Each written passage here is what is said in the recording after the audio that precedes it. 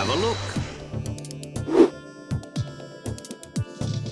Ladies and gentlemen, my name is Toki.MORI, the ghost living inside your machine, and I'm here to have a look at Demonborg Mining Co. This is an action roguelite with some survivors-like elements. It's not quite a survivors-like, but you'll see what I mean when we jump into the game.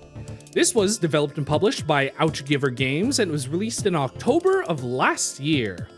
They've put out a couple of other games in the past. For the most part, they're top-down action games. I think this is probably the most distinct looking among them, but they all actually have like a very, very unique style, I'll say, for this particular developer. Now, I will say I had a few minor issues when I was starting the game. So when I first launched the game, it launched in full screen, but the window was really, really small. And when I tried to mouse over it so I could skip through, there's a mandatory intro when you start the game and you have to click confirm to get through it in order to get to the options menu. So when I was trying to click through it so I could get to the options menu so I could change the resolution and fix the game, for some reason the mouse movement wasn't mapped one-to-one to the cursor, and it ended up feeling, it just ended up being really weird, and it made it impossible for me to actually get through it. I ended up plugging in a controller and that fixed the issue, but do keep that in mind if you get this game. It might run a little bit weird when you launch it for the first time. But yeah, let's start by jumping into the options menu. Now, this is a top-down 2D pixel art game, so there isn't too much to expect in an options menu like this. There's probably a few quality of life things that would be pretty nice. There are a few things that I think are definitely missing from this. But if we look here, we have screen shake. This one's a little bit weird because I feel like the values here being 0, 1, and 0.5 feels a little bit weird. It feels like it could either be a scroll bar or just go 1, 2, 3. It feels more like it kind of feels like a programmer thing. But yeah, we have screen shake, we have sound effects, we have music, and we have full screen. When I saw this for the first time, I thought it was just, oh, this game only has full screen on or off. There are no resolution options. I'm not gonna click it, but if you click this, it cycles to the next window size. There aren't resolution options. It's just ×1, ×2, ×3, ×4, and full screen. I really wish there was some sort of drop-down menu, or maybe the full screen should be a separate option from the resolution options. It's really weird. It's a very weird small thing I have, but it is there. It does have the screen size options. One major thing, so usually I like to recommend that games have some sort of colorblind option, just because accessibility I think is very important, and it's a nice small additional thing to have in a game. But I don't think it's strictly necessary for everybody to try and figure out colorblind mode for everything. I do think it would be really cool to have. This game in particular, I feel is in dire need of some sort of color blindness or just sort of visual quality of life options, because you'll see what I mean when we get into the game, but this game has a very bright clashing color palette, which I don't necessarily think is inherently bad. I think it can look good, but with the way a lot of the sprites are colored in this game, it makes it very, very difficult for you to see certain things, especially with the way some things are animated. You'll see what I mean. I can explain more once we actually get into the game. But this game, it feels like it needs either specifically a colorblind mode or some other sort of visual quality of life options that would help with that. Now, like I said, this is a roguelite action game, so when we jump into a new game, we get to pick our starting weapons. You get a choice between 2 starting weapons.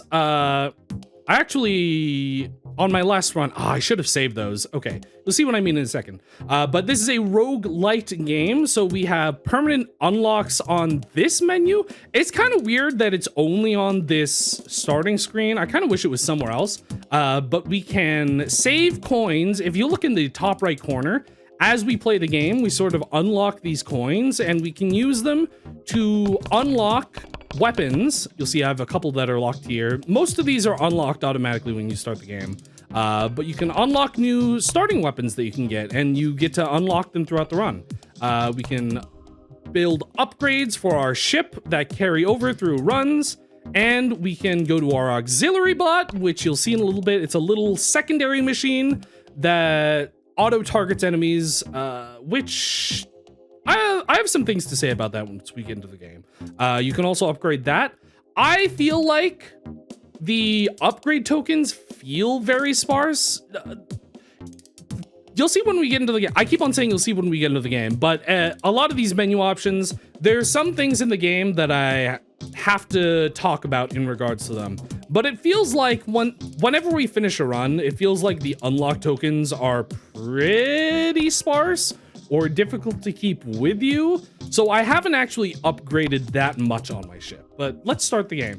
So this is a game where these giant demon cyborgs are rampaging around, and in order for humanity to fuel their machines, you have to go inside of a Demonborg. They're like these giant demon cyborgs that you go inside and you mine them for minerals and money, which you can use to upgrade your ship and do things like that.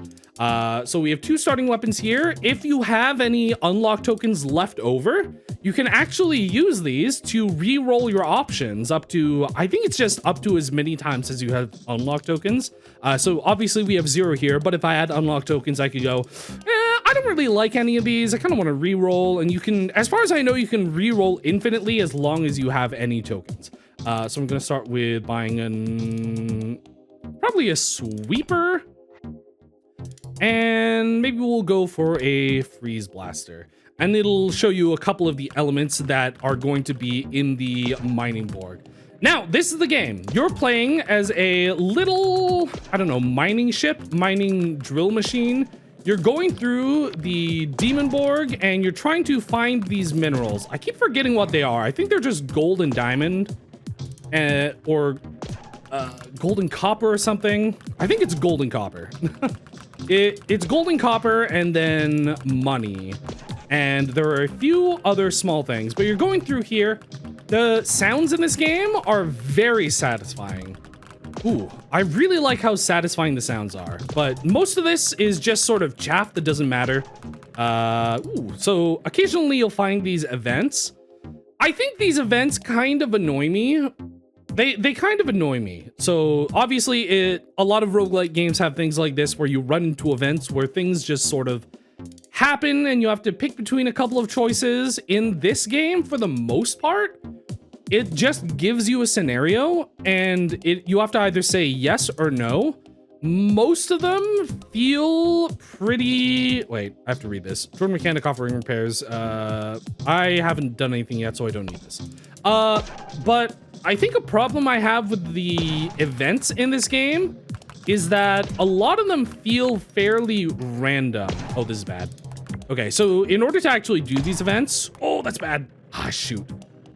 In order to actually do those events, you have to get rid of all the enemies nearby. But, oh, please give me that. But a lot of the events to me feel pretty random when they happen, or like the rewards that you get from them feel fairly random, because a lot of them say things like, this thing is happening, do you do it, yes or no? And the result can have...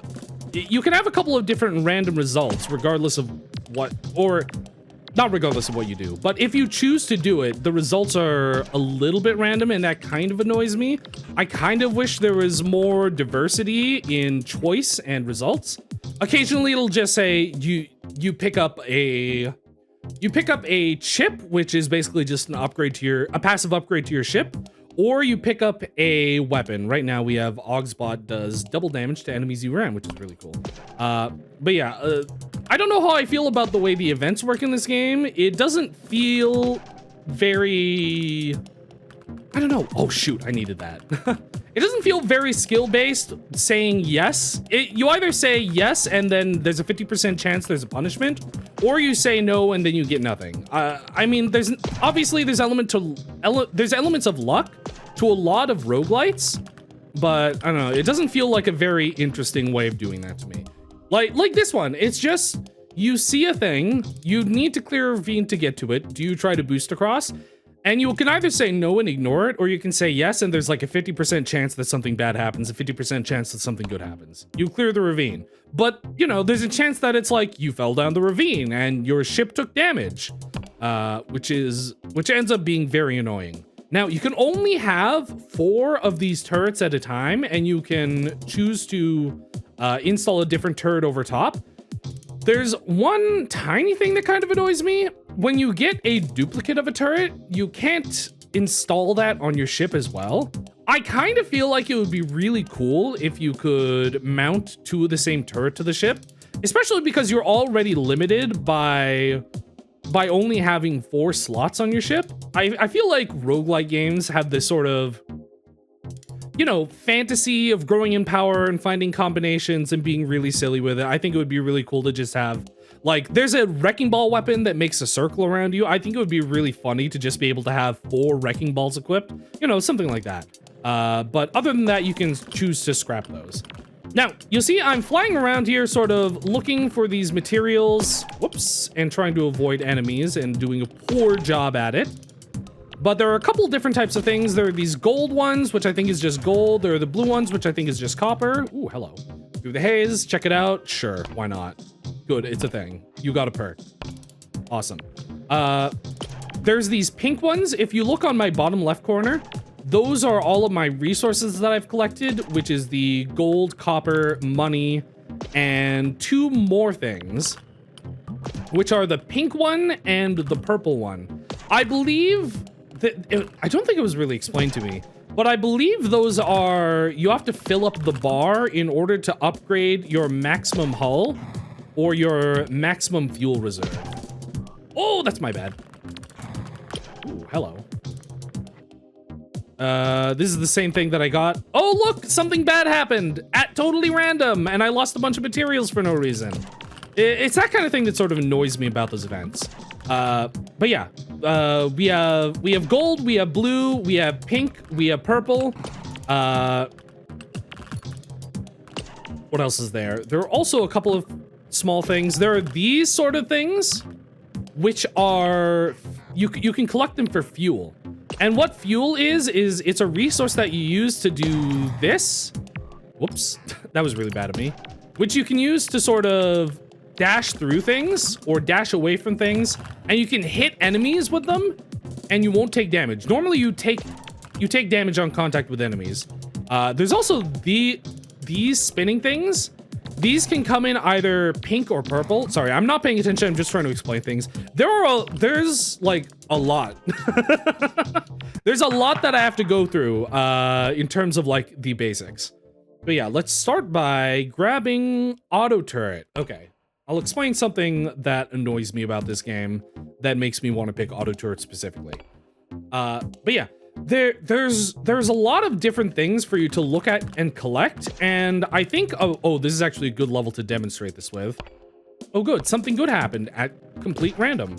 This is actually a good level to demonstrate. One of my big annoyances with this game is in terms of the color palette they use. So obviously we have these big yellow and blue things here, right? However, like I said before, we also have pink and purple materials that we have to collect. Also, these big squares are just a whole bunch of money. For the most part, the only places you can get money is by destroying enemies, and you sort of have to balance whether you're trying to mine for materials or destroy enemies. But sometimes you run into those big gold things and you just get a whole bunch of gold. Like this. Come on. Nice. Okay. But yeah, you also have those pink and purple blocks in the bottom left-hand corner for upgrading your fuel and hull, like this. One of my big issues with this game is that so many of the color palettes use very samey colors. So you'll see we picked a different Demonborg to enter. Whenever you pick a Demonborg to enter, they're always going to have different colors. The background is going to be different. All the materials for the mineable chaff is going to be different. And sometimes what ends up happening is it's basically the same color palette as one of the mineable materials. There was another one I've been in where it was all gold and it made it impossible, like completely impossible for me to actually find any of the gold mineable material. Obviously, we have more pink here. There are a bunch of different color palette mining borgs. It's just really annoying because it makes it really difficult to see where things actually are. Additionally, let me try and find more enemies. But when we're fighting enemies, my bullets, I believe my auxiliary bot's bullets. Also, yeah, I forgot to mention this. We have a little auxiliary bot that shoots things automatically for you, in addition to your main weapons. Let me try and find more enemies. There's this thing. I believe that's a bomb. Yeah, see, this purple is almost the same color as the background too. It gets really annoying in certain areas. Again, this game is in dire need of a colorblind options. This area is really easy, so I'm having trouble showing this thing. But you see how the enemies are flashing pink and yellow? A lot of things in this game are either pink or yellow, or flash pink or yellow. You see, we have a little bit of yellow on us when we take damage. Sometimes we're pink. When we shoot things, we're pink. Our bullets are all pink and yellow. Their bullets are all flashing pink and yellow. There's just a lot of very similar colors. So when you have a lot of upgrades and a lot of things shooting around, and there are a lot of guys... See, I almost missed this because it's the same color. There are a lot of guys shooting things around you. It ends up making the screen very cluttered and messy and very difficult to see where things are. And sometimes you just take damage because it's like, what do you mean there's a bullet near me? I literally couldn't see it because, again, something random happened and I was punished for it. Because again, the color palette in this game, I do appreciate unusual visuals. This game feels very unique in its art style, but it makes it very difficult when a lot of things are happening and I can't see anything. And I feel like I'm being punished through no fault of my own for that in particular. What else do I have to explain here? So the combat in this game. We have the ability to dash away from things and dash through things at the cost of our fuel. Whoops, I accidentally hit it before dashing. 50% hull, drone pilot, upgrade. They say no pain, no gain. Got it, awesome. Max hull, cool. But yeah, the combat in this game, you have your weapons that you equip at the beginning of the game, and you can unlock more weapons as you go through. And they're all different. They do very different things. Like, I equipped the autocannon, which automatically targets all enemies for me. And I equipped this little sonic pulse wave, which is a very weak blast that hits a large space in front of you, so it mines a lot of things. I believe it also pushes people. Oh, no, we're on a very early level, so it just killed them. But I think on later levels, it feels really weak. But you also have this auxiliary bot, which is a little robot that shoots things automatically for you. Now, the way movement in this game works, it does feel really smooth. Like, it feels, I think, really good to fly around the screen. It feels really good to fly around the screen. Mining the chaff feels very satisfying. The sound effects are very good. I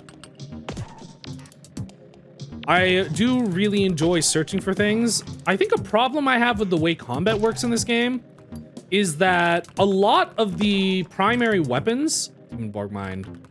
Oh yeah, I forgot to explain how the level actually works. But a lot of the weapons are frontward facing. Some of them sort of spin around you.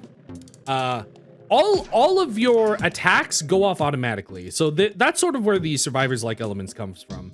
Oh God, why is the screen flashing? I think I've actually hit a bug. Let me see if I can fix that.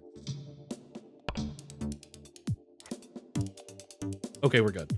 But yeah, so we're choosing another Demonborg, and we can choose a hard level or we can choose an easy level.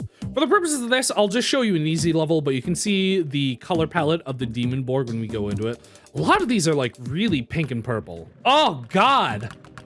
Again, I appreciate the unique art style. I feel like the way it's done in this game, it just makes it really hard to see and look at. Ooh, there's a poison machine. Come on. But yeah, like I was saying, with the combat, a lot of the weapons are primarily frontward facing. Here's a good example of how weak my little sonic blast is compared to the actual guns. A lot of the guns in this game are frontward facing, and so you end up having to sort of try to reorient yourself. Like I said, the movement flying around the screen feels really smooth. Trying to stay in one place and rotate yourself, it feels very annoying. God, that was my bad. It feels like very annoying to do without getting hit. Let's jump right into a new run. I'm going to grab... Sure, we'll grab the disperser and we'll grab a mounted turret. It feels sort of annoying to try to reorient yourself to be able to use your front-facing weapon. Oh, that's really bad. Especially because you can't move backwards. If you're facing an enemy and it gets too close to you, in order to turn around, you sort of have to make you have to make a sort of wide turn. So the combat in this game gets really annoying, especially later into the game when there are more enemies and I'm trying to point at an optimal group of enemies. Early in the game, it's not too bad. It's pretty easy. But it gets really annoying trying to orient your ship so you're facing the right way. I suppose that's the point of the game. That's where the difficulty comes in. But for some reason, it ends up feeling very clunky to me. That might just be my personal preference. But it feels like with the way they design some of the things, especially with the fact that they give you the auxiliary bot, specifically so you have basically this additional weapon that hits enemies for you because it's so difficult to reorient the ship, makes me feel like they realized how hard it was to do combat with frontward facing weapons and realized they should probably have more ways of doing combat without having to face things.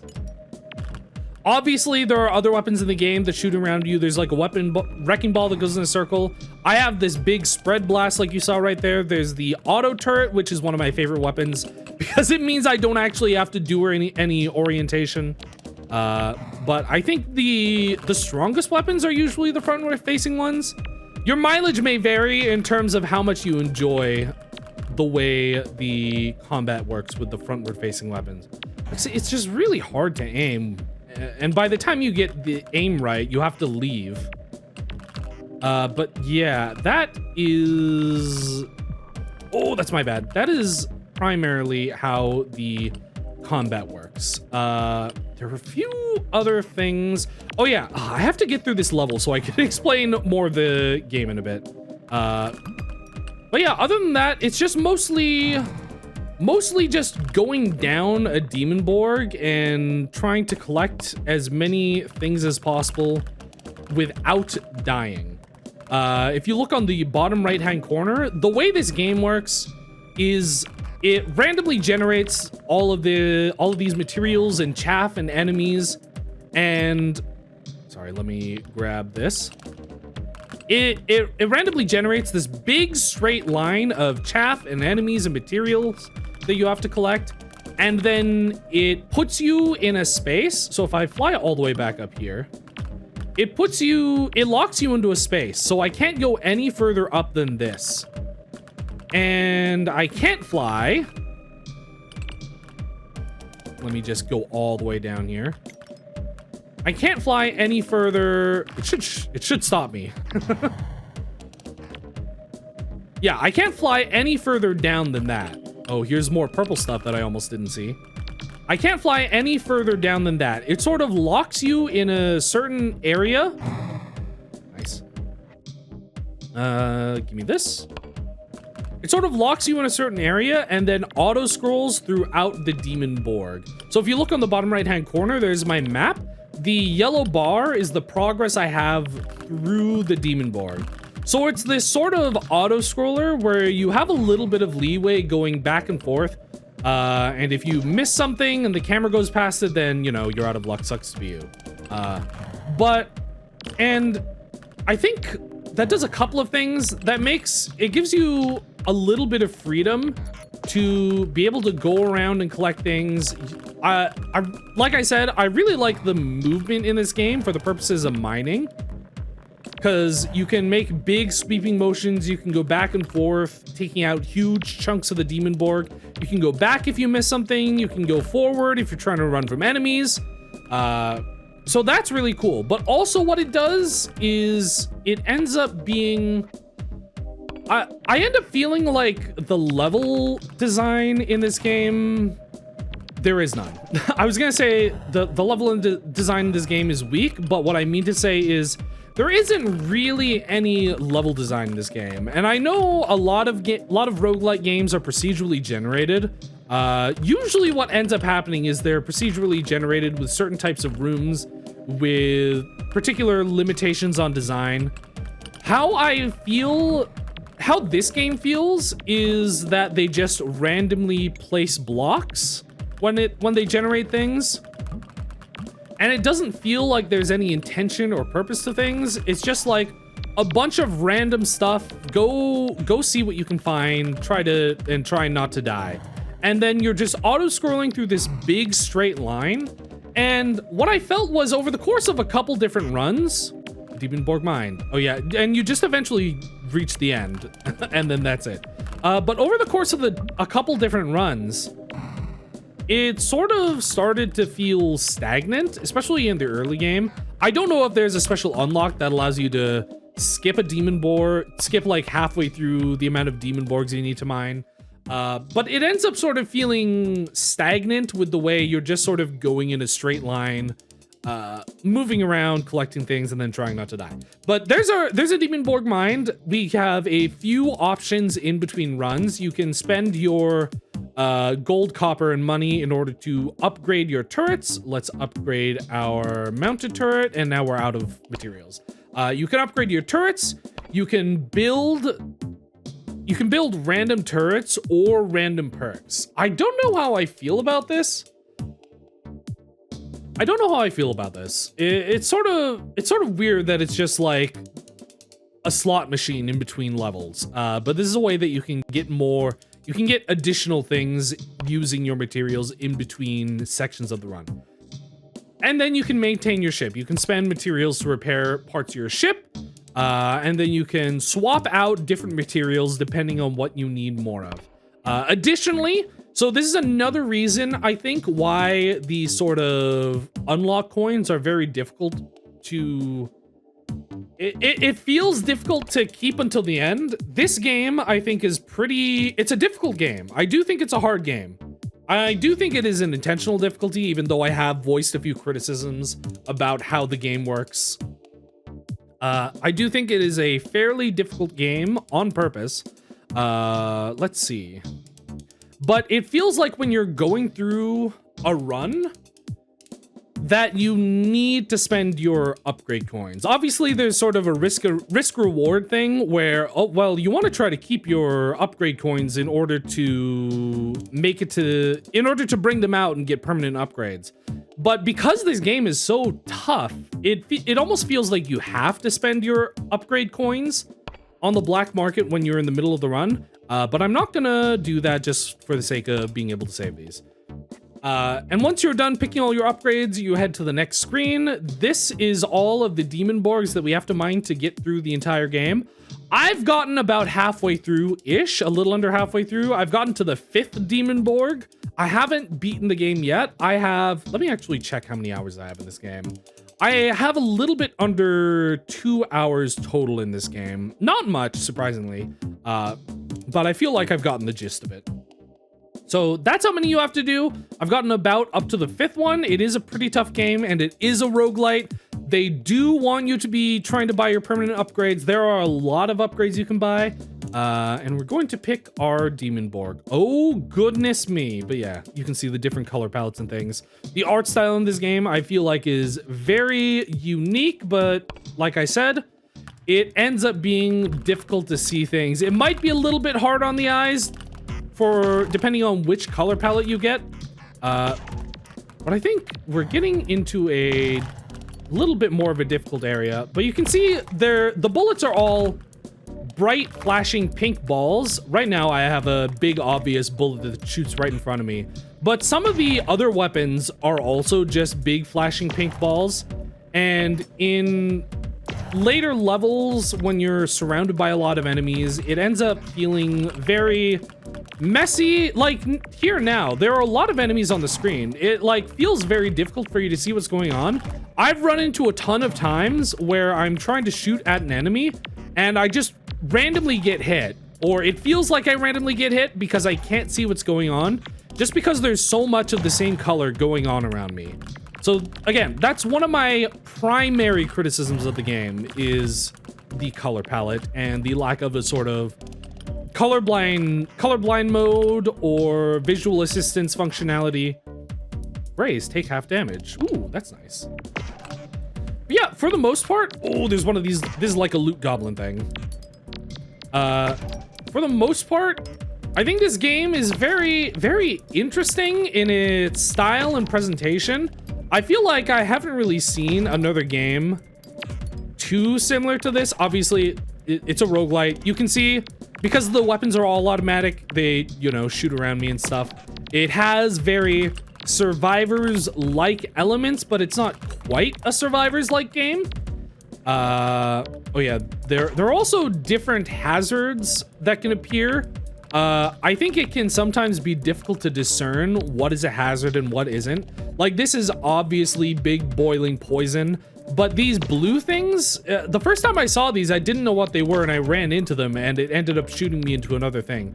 These are bounce hazards. I picked it when I was on the Demonborg picking screen. It told me that there would be bounce hazards in this area. But I think that some of the designs for the blocks can make it very difficult for you to tell what's going on. I think that is my primary criticism of this game. But yeah, I think that's pretty much all there is to it. This has been... Ooh, sorry. I'm getting distracted trying to survive. This has been Demonborg Mining Company.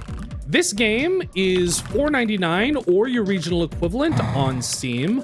My name has been Toki.MORI. Thank you very much for watching, and I will see you all next time.